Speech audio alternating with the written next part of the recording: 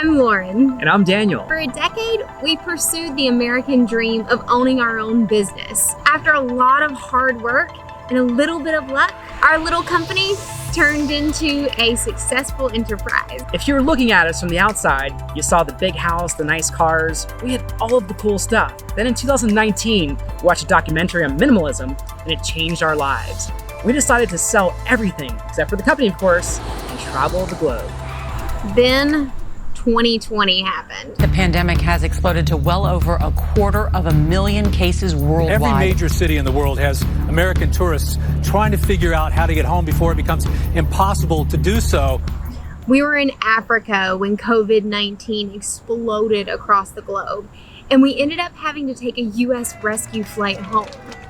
Needless to say, we're pretty happy to stay on American soil for a little while.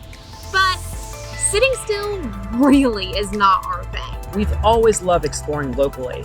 More than ever, our country and our small businesses need us to shop locally. And we wanted to do our part to make a difference. So we've launched a 365-day, 50-state tour to shop 100% American-made and as local as possible. And we're doing it all in an Airstream.